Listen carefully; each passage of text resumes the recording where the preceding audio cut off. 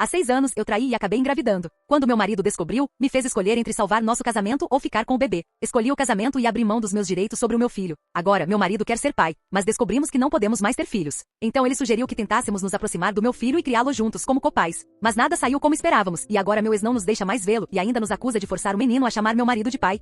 Deus, como eu odeio o meu está, eu sei que isso é complicado. Tenho certeza de que algumas pessoas vão me criticar só por ler isso, mas eu só quero uma opinião de fora, porque sinceramente não acho que estou fazendo nada errado. Estou tentando incluir todo mundo e fazer o que é certo. Tenho 41 anos, e o pai biológico do meu filho tem 32. Vamos chamá-lo de A. Meu marido, com quem sou casada há mais de 10 anos, vou chamar de T. Aí eu tivemos uma espécie de situação por mais de um ano. Era um relacionamento à distância, principalmente físico quando nos víamos, mas para mim parecia algo mais emocional, talvez mais do que para ele. A gente se encontrava a cada poucos meses, trocava mensagens e às vezes conversava. Nada sério o suficiente para atrapalhar minha vida real, que sim, incluía meu marido. Na época, as coisas entre T e eu estavam estremecidas. Vivíamos praticamente como colegas de quarto. Eu não me sentia vista nem amada. Estava desconectada. Isso não justifica o que fiz, eu sei, mas era o estado mental em que eu estava. Enfim, as coisas entre A e eu terminaram de forma mútua, sem drama, só foi esfriando. Alguns meses depois, entrei em contato com ele e contei duas coisas, que eu estava grávida e que era casada o tempo todo. Eu não vou mentir, lidei muito mal com essa parte. Nunca contei a ele que era casada durante o tempo em que estávamos juntos. E sim, sei como isso parece horrível. Mas quando finalmente contei, eu já estava com 5 meses de gravidez e tentando desesperadamente manter as coisas em casa de pé. Eu estava com medo, envergonhada e confusa, principalmente porque, para minha surpresa, o bebê não era do meu marido. Era do A.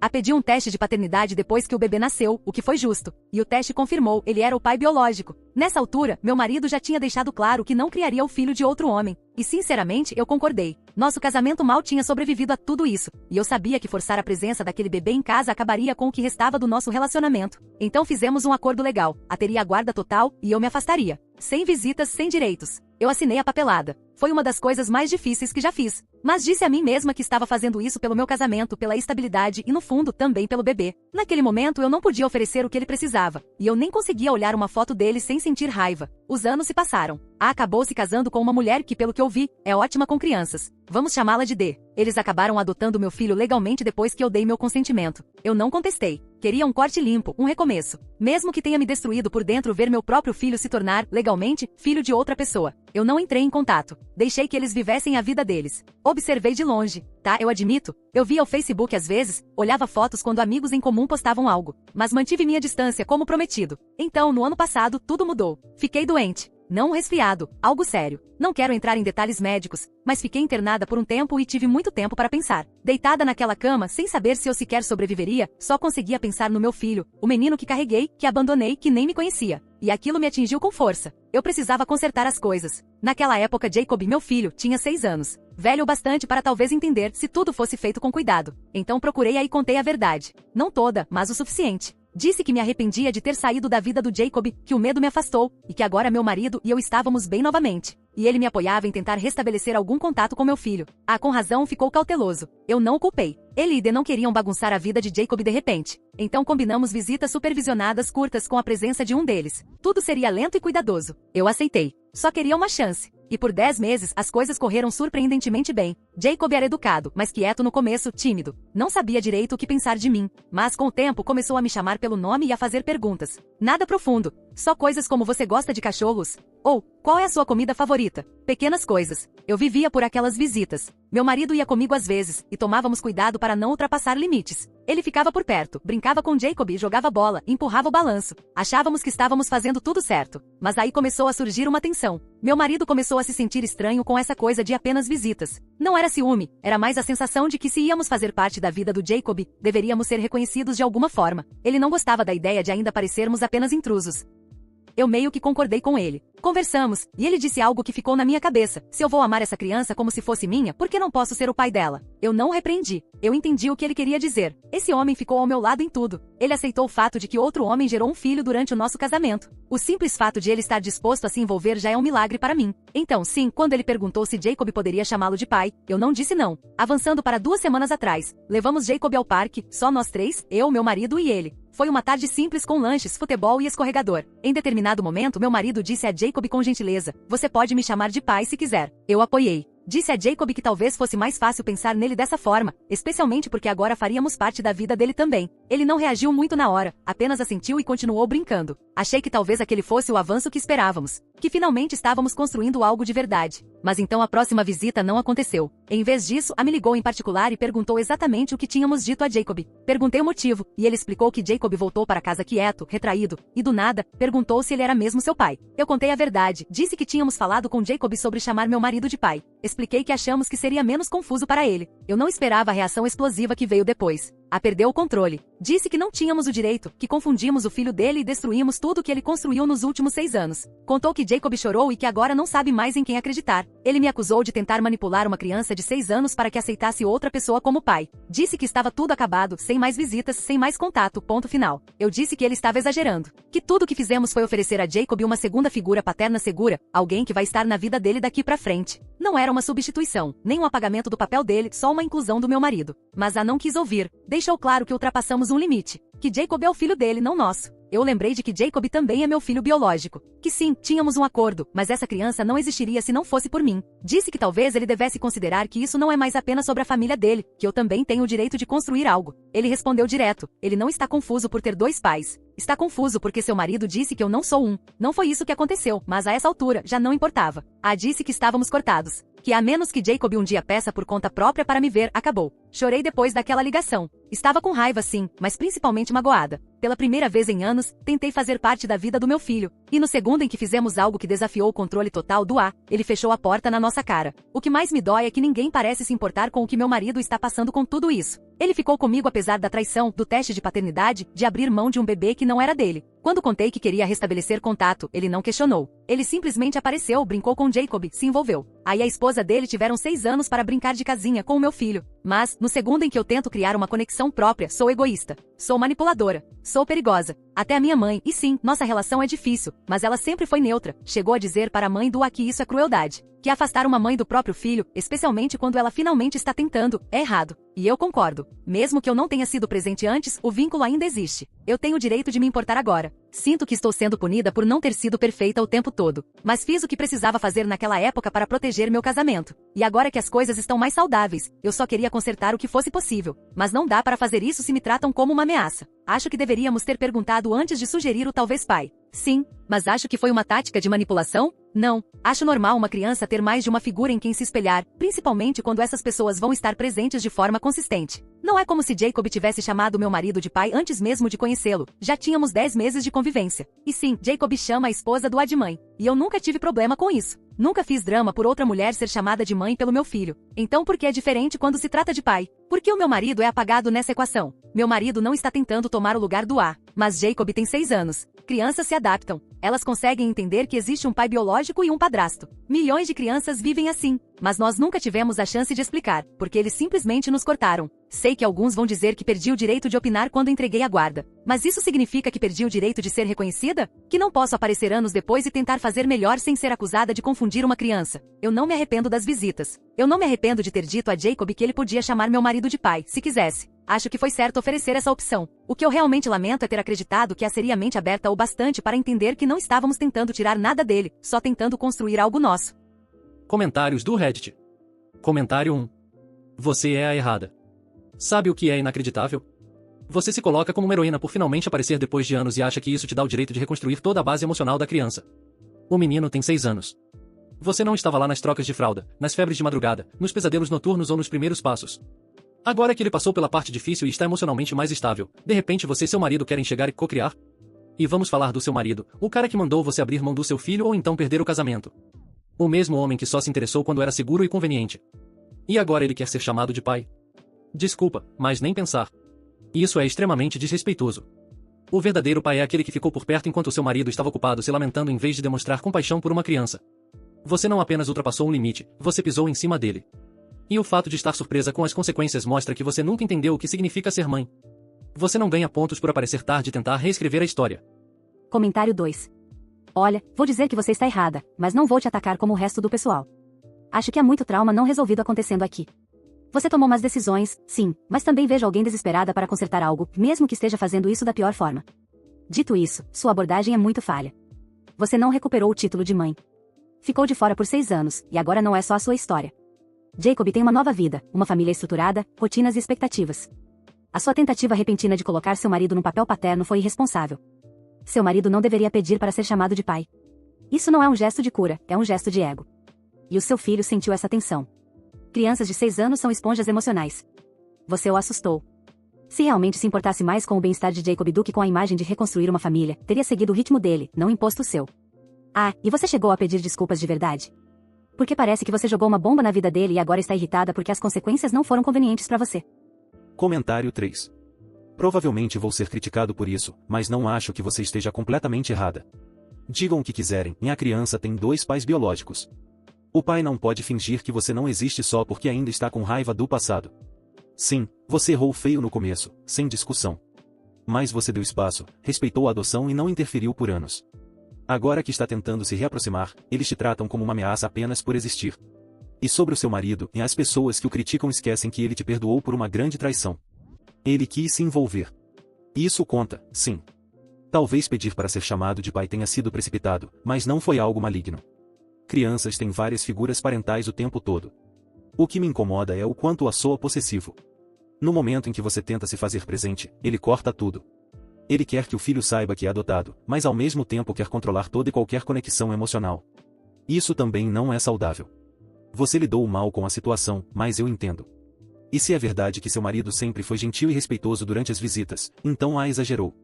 Deveria ter havido uma conversa, e não uma sentença definitiva. Atualização. Obrigada a todos que comentaram, até os que me destruíram. Eu sabia que seria julgada, mas o nível de ódio e projeção de algumas pessoas me chocou. Vocês acham que sabem tudo com base em um post, mas ninguém estava lá quando precisei tomar a decisão mais difícil da minha vida. Enfim, aqui está a situação agora. Depois que acortou todo o contato, tentei deixar as coisas esfriarem. Esperei algumas semanas, mas a culpa e o vazio não foram embora. Só pioraram. Meu marido T e eu tentamos ter outro filho por anos. Fizemos vários testes de fertilidade. Não podemos ter filhos biológicos juntos. Eu não posso engravidar novamente. Isso mudou tudo. Jacob não é apenas meu primeiro filho, ele é o único. Eu o carreguei. Eu dei à luz. Sim, eu fui embora, mas não porque quis. Eu não tinha apoio. Meu casamento estava por um fio e meu marido estava em colapso por causa do que eu fiz. Então eu sacrifiquei o que era melhor para todos. Fiquei longe. Não apareci para confundir ou causar problemas. Mas agora, nós literalmente não temos outra forma de compartilhar amor com uma criança, a não ser através do Jacob. Enviei uma mensagem para A contando toda a verdade, que não posso mais ter filhos e que isso não é apenas arrependimento, é uma questão de sobrevivência.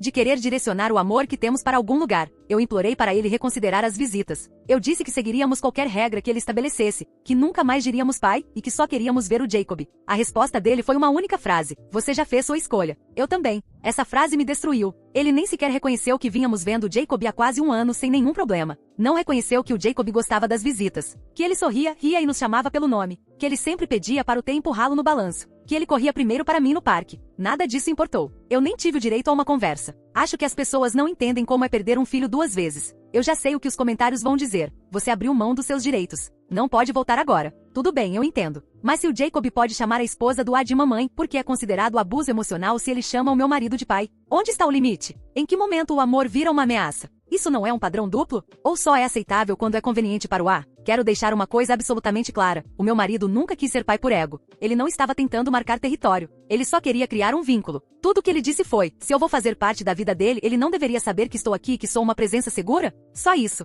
E o Reddit distorceu isso como se fosse um plano de invasão ou de tomada de poder. Depois da rejeição, comecei a pesquisar minhas opções legais. Não fiz isso por vingança. Fiz porque queria saber se havia alguma possibilidade de conseguir pelo menos visitas supervisionadas. Então, sim, procurei um advogado. Entramos com uma petição para revisar o acordo de custódia, alegando mudança significativa nas circunstâncias. Sei como isso soa, mas me disseram que pelo menos nos daria uma audiência. Quando o A foi notificado, tudo explodiu. Ele apareceu na nossa porta. Eu não o vi há anos, e ele me olhou como se eu fosse uma estranha. Ele disse: então é assim que você conserta as coisas? Me arrastando para o tribunal depois de desaparecer por 6 anos? Tentei explicar que estava doente, que não pensava com clareza, que não entendia o dano emocional que causei até ser tarde demais, que o Jacob criou um vínculo conosco, que não queríamos arrancá-lo dele, mas compartilhar amor, não roubar. Ele não quis ouvir. Disse que tivemos sorte de ele não ter pedido uma ordem de restrição depois do que aconteceu no parque. Que no momento em que introduzimos o rótulo de pai, traímos sua confiança. E que confiança é tudo quando se cria uma criança com traumas. Ele disse que o Jacob ficou traumatizado depois da nossa última visita. Chorava na hora de dormir, não dormia por dias e ficou retraído. Não sei se acredito que tenha sido tão grave assim. Eu nunca vi isso, mas foi o que ele me disse. E sim, desistimos do processo. Eu não consegui continuar com uma batalha judicial sabendo que o Jacob seria o maior prejudicado. Mas ainda acredito que eu tinha o direito de tentar. As pessoas tratam mães biológicas como se fossemos nada depois que nos afastamos. Como se fossemos apenas incubadoras descartáveis por termos cometido um erro. Eu vivi em modo de sobrevivência por anos. Não agi com clareza. Mas isso não quer dizer que eu não amava meu filho. O Reddit diz que eu não mereço reconectar, que sou egoísta. Mas como é egoísmo querer dar a uma criança mais pessoas para amá-la? Se eu tivesse aparecido tentando arrancar o Jacob do e da esposa dele, eu entenderia a revolta. Mas eu pedi apenas para visitar, para ser parte de uma equipe. Eles concordaram por meses. Nos deixaram entrar e depois nos puniram por chegarmos perto demais da linha. A paternidade não deveria ser algo flexível? O amor não pode evoluir? Meu marido chorou por causa disso. Esse homem ficou ao meu lado quando eu estava no fundo do poço. Ele aceitou que eu tinha um filho com outro homem. Me apoiou na tentativa de reconectar. Tentou ser uma figura masculina segura para o Jacob, alguém calmo, gentil e estável. E agora está sendo demonizado. Estamos de luto. E as pessoas só dizem, bem, consequências. Como se isso apagasse 6 anos de dor, arrependimento e agora infertilidade. Querem me cancelar? Tudo bem. Mas não finjam que não existe área cinzenta aqui. Não finjam que sabem como reagiriam se perdessem um único filho, adoecessem e tivessem uma última chance de construir algo verdadeiro, apenas para serem tratados como veneno no momento em que tentassem. Eu cometi erros, mas ainda sou a mãe do Jacob, e isso precisa significar alguma coisa. Comentários do Reddit. Comentário 1. Sim, e de forma bem espetacular. Olha, eu entendo o luto, a infertilidade e o arrependimento. Tudo isso é pesado e real. Mas nada disso te dá o direito de manipular emocionalmente uma criança de 6 anos e depois entrar com um processo judicial depois de ter recebido um não. Você abriu mão dos seus direitos de forma intencional. Não foi um acidente. Você tomou uma decisão legal. Não dá para escolher só as partes que te agradam depois. Você quer o amor sem aceitar as consequências do que assinou. Alguns pontos concretos que as pessoas ignoram. O A teve 6 anos para construir uma vida paterna com esse menino. Isso é uma fase formativa. Você aparecer de repente não é compartilhar amor, é interromper rotinas e vínculos que são fundamentais para o senso de segurança de uma criança. Seu marido pediu para ser chamado de pai depois de 10 meses. Isso não foi a criança pedindo, foi um adulto sugerindo um rótulo, e você permitiu que acontecesse. Isso, sem dúvida, pode ser confuso. Rótulos importam para as crianças. Entrar com um pedido para reabrir a custódia foi insensível. Disputas judiciais transformam as crianças em dano colateral. Você diz que desistiu do processo, mas enviar intimações depois de anos de ausência soa mais como direito do que arrependimento. Você pode e deve viver o luto. Mas estar de luto não te dá o direito de puxar uma criança para dentro de uma nova estrutura familiar no seu próprio ritmo. Se quiser qualquer chance de reconciliação, dê um passo atrás, aceite os limites e faça o trabalho lento e difícil. Escreva cartas por meio do A, se ele permitir. Faça terapia e mostre pequenos gestos consistentes que respeitem as regras dele. Agora, você soa como alguém que quer o resultado sem a responsabilidade. Não é assim que funciona.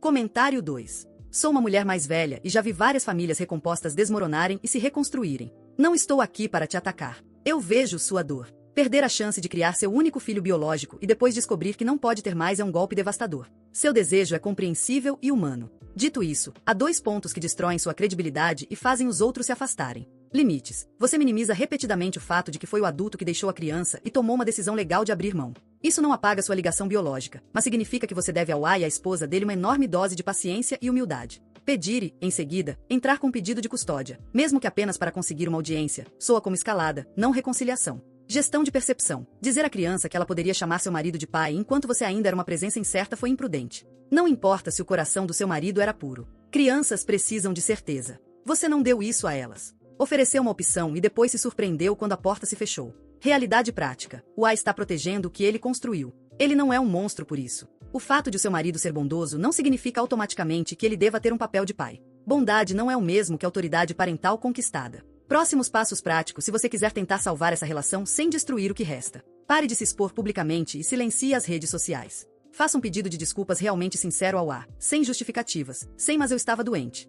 Ofereça uma proposta limitada e específica. Visitas supervisionadas uma vez por mês por determinado tempo, cartas apenas por meio do A por 6 meses, ou sessões de terapia com Jacob presentes e com autorização de um terapeuta infantil. Se ele disser não, aceite e direcione essa dor para outra forma de dar significado à sua vida. Seja voluntária em um projeto de mentoria infantil. Seja uma figura de apoio à distância, mas pare de exigir o papel principal, porque isso machuca a criança. Você está sofrendo, e tem todo o direito de sofrer. Só não deixe que isso justifique causar mais trauma a um pequeno ser que não pediu nada disso.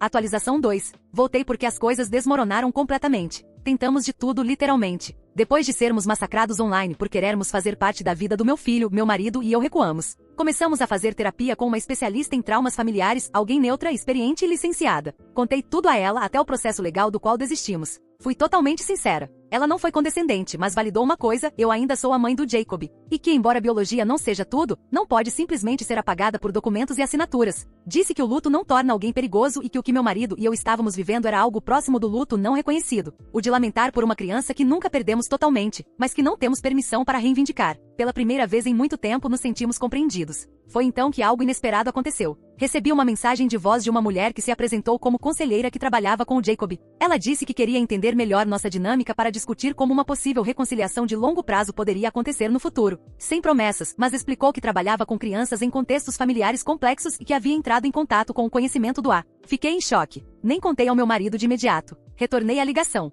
Conversamos por 15 minutos. Ela me perguntou sobre a infância do Jacob, seu temperamento, marcos de desenvolvimento. Eu chorei. Contei histórias que tinha enterrado por anos, sobre como ele segurava meu dedo mindinho, sobre a canção de ninar que eu costumava cantar para ele. Ela disse que queria manter a porta aberta com calma, aos poucos. Pela primeira vez em anos, senti que podia respirar novamente. Não contamos ao achamos que talvez fosse a maneira silenciosa dele de reabrir a porta. Não um pedido de desculpas, mas um gesto de paz. Dissemos a nós mesmos que se apenas fossemos pacientes e não pressionássemos, algo poderia florescer de novo. Foi então que tomamos a decisão de nos mudar para mais perto. Sim, eu sei como isso soa, mas não era para perseguir ninguém. Não estávamos indo à escola, nem batendo a porta. Só queríamos estar próximos. Assim, se algum dia houvesse uma reaproximação, se o Jacob quisesse nos ver, não estaríamos longe. Vendemos tudo, empacotamos nossas coisas e alugamos um lugar a 15 minutos da casa do A. Mantivemos tudo em silêncio. Minha mãe sabia, alguns poucos amigos também, mas fora isso, tentamos ser discretos. Entrei em um grupo comunitário local e comecei a fazer trabalho voluntário uma vez por semana. Meu marido conseguiu alguns trabalhos como autônomo. Estávamos tentando criar raízes silenciosas, mas o A descobriu. Ele apareceu novamente com documentos, uma ordem de restrição. Tivemos 72 horas para deixar o bairro. Foi estabelecido um perímetro imediato em torno da escola do Jacob e da casa deles. A justificativa: tentativas repetidas de contato, presença indesejada e manipulação indireta por meio de terceiros. A mensagem de voz: a terapeuta: tudo falso. Não era ninguém da equipe de cuidados do Jacob. Eu nunca autorizei nenhum tipo de contato. Não sei quem era aquela mulher. Talvez alguém estivesse brincando com a gente. Talvez tenha sido um mal-entendido. Talvez alguém que conhecíamos e achou que estava ajudando. Não importa. O advogado do A usou isso como prova de manipulação emocional. O juiz concordou. Disseram que havia um padrão de comportamento. Chamaram nossa mudança de calculada e predatória. Meu marido tentou argumentar que nunca mais vimos o Jacob desde o dia no parque. Que estávamos em terapia. Que não tivemos nenhum contato. Nada disso importou. O tribunal entendeu que nossa presença ameaçava a estabilidade emocional do Jacob. Tivemos que nos mudar de novo, às pressas, contrato quebrado, sem reembolso. As oportunidades de trabalho do meu marido estavam ligadas à nova cidade, foram embora. Nossas economias acabaram. Agora meu marido está com raiva. Muita raiva. Ele diz que desistiu de tudo por mim. Que menti sobre o quanto de acesso poderíamos ter. Que confiou em mim quando eu disse que o pai do Jacob poderia ceder. Que passamos meses preparando um lar que nem chegamos a usar. Ele não diz diretamente, mas eu sinto. Ele me culpa. Discutimos o tempo todo agora. Brigamos por tudo, contas, mercado, qualquer coisa. Minha mãe ainda diz que o A está sendo cruel. A terapeuta agora nos orienta a dar um passo totalmente para trás e começar a trabalhar o significado de nunca mais ter contato. Meu marido não aceitou bem esse nunca, mas mesmo depois de tudo, eu ainda não me arrependo de ter tentado. As pessoas vão dizer que sou egoísta, que causei caos. Mas qual é a alternativa? Ficar longe para sempre? Fingir que não tenho um filho? Eu sou mãe dele. Isso não desaparece. Não é anulado só porque tomei uma decisão sob pressão 6 anos atrás, uma decisão que eu realmente acreditei ser a melhor opção para sobreviver. Fiz tudo o que pude para corrigir o curso sem destruir a vida dele. Mas ainda sou um ser humano. Ainda estou de luto. E sim, estamos desesperados não para possuí-lo, nem para pagar a família dele, mas para compartilhar amor. Ninguém se importa que o Jacob sorria mais conosco do que com qualquer outra pessoa. Que ele pedisse para meu marido segurá-lo pela mão. Que ele me chamasse pelo nome e pedisse para eu sentar ao lado dele no almoço. Todos decidiram que sou má porque me afastei. E agora estou sendo punida para sempre por tentar voltar. Até a esposa do A me mandou uma mensagem, meses atrás, depois da ação judicial, dizendo que eu deveria fazer um favor a todos e desaparecer de vez. Disse que eu era egoísta, que se realmente amasse o Jacob, iria embora para sempre. Me chamou de instável. Mais uma mulher quebrada que quer reescrever o passado foram as palavras dela. Ela não faz ideia do que é sentir o próprio corpo lamentar por uma criança que ainda está viva, que respira, ri, mas não sabe mais que você existe. E é aqui que estamos agora, falidos, mudados novamente, sem contato, sem planos. Meu marido e eu mal nos falamos, e ainda acordo todas as manhãs me perguntando se o Jacob lembra da canção de ninar que eu costumava cantar. Comentários do Reddit. Comentário 1. Você foi errada, sim, mas também está destruída e precisa de ajuda. Eu fui a criança em uma versão dessa história.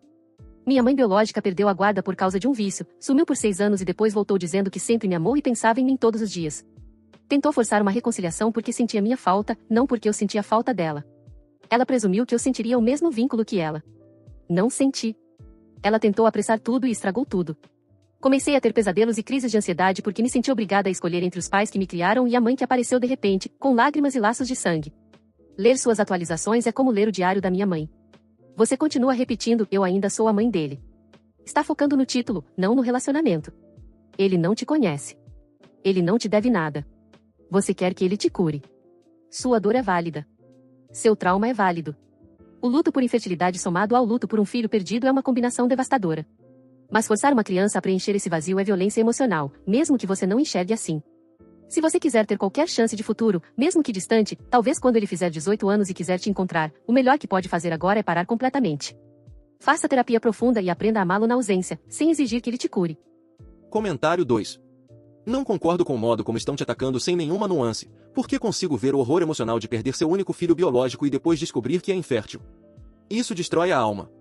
E parece que você realmente acreditava que estava construindo uma segunda chance.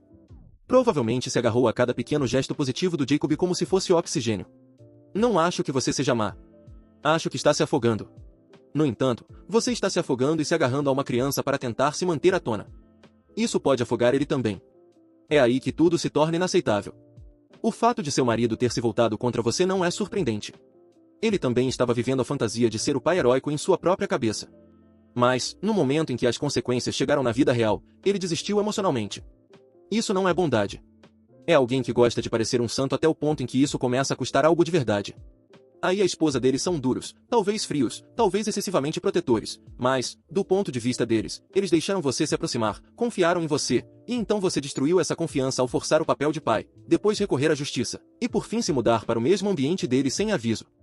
Isso parece uma escalada. Neste momento, não se trata mais do que você quer, mas do dano que já está sendo causado porque você não consegue deixar ir viva esse luto como se fosse uma morte, porque, de certo modo, é. Se você não recuar completamente e não reconstruir a si mesma, vai perder o seu casamento, a sua sanidade e qualquer possível chance de que Jacob, um dia, escolha te conhecer de forma voluntária.